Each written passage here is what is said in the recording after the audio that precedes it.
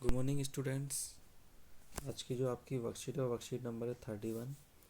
Date है आपकी 5 फरवरी 2021। Subject है आपका सोशल साइंस, क्लास 7th की ये वर्कशीट है। और आज हमें डिस्कस करना है how state government work. State government जो है वो कैसे वर्क करती है। तो चलिए डिस्कस कर लेते हैं। Dear student, through some previous worksheet we have studied about the administration of state। इससे पहले की वर्कशीट में हमने ये डिस्कस कर लिया था कि एक स्टेट में कैसे एडमिनिस्ट्रेशन जो है काम करता है। Now today we will learn about the administration of union territory. तो अब आज हम जो डिस्कस करेंगे वो है यूनियन टेरिटरी में एडमिनिस्ट्रेशन जो है वो कैसे काम करता है। तो चलिए डिस्कस करते हैं।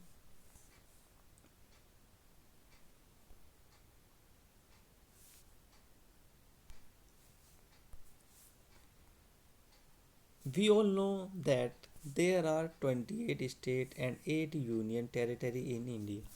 हम सब ये जानते हैं कि हमारे भारत में जो है वो 28 स्टेट एंड 8 यूनियन टेरिटरी हैं। While state are administrative by the legislative assembly, और हम हर स्टेट में एक लेजिस्लेटिव असेंबली है। The administration of union territory is run by the central government. लेकिन जो सेंट्रल गवर्नमेंट में है वो जो यूनियन टेरिटरी है वो सेंट्रल गवर्नमेंट के अंदर में काम करती है। However Delhi, Puducherry and Jammu and Kashmir are such as union territory. यानी कि दिल्ली, पुडुचेरी एंड जम्मू और कश्मीर ये क्या है, यूनियन टेरिटरी हैं, यानी केंद्र शासित प्रदेश हैं।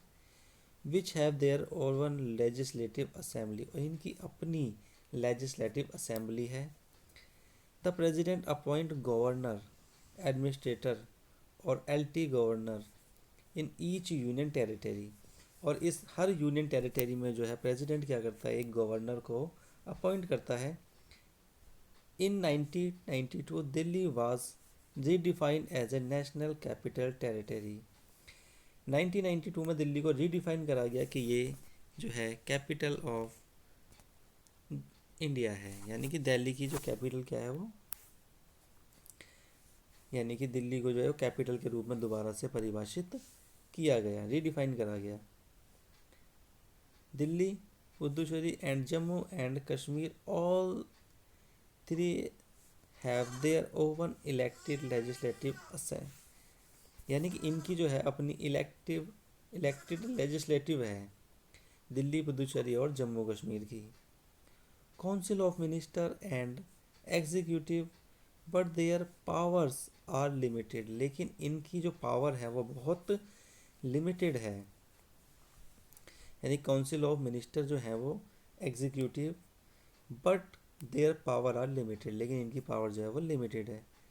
सम of their laws are enforceable only after getting the consent of the president of India.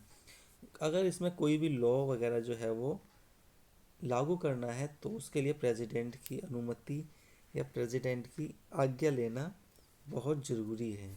उनके बिना कोई भी लॉ स्टार्ट नहीं हो सकता।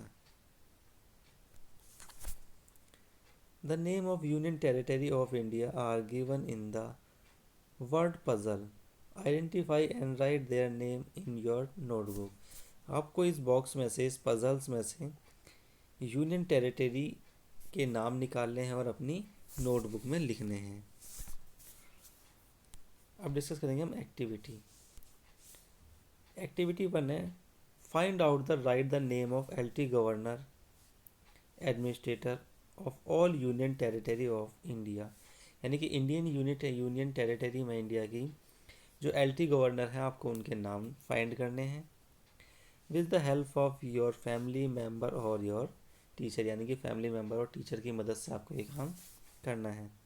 Activity 2, Delhi has a legislative assembly which other union territory in India have legislative assembly, write their name. यानी कि Delhi has a legislative assembly, Delhi एक लेजिस्लेटिव असेंबली है which other union territory in India have legislative assembly, write there.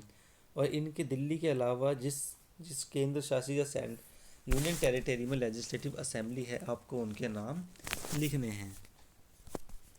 फिर है note, the object of this worksheet is to acquaint their student about the administration of union territory. इस worksheet का सिर्फ इतना मतलब है कि बच्चों को यूनियन टेरिटरी के बारे में नॉलेज देना और कैसे एडमिनिस्ट्रेशन वहाँ पे काम करता है ये बताना।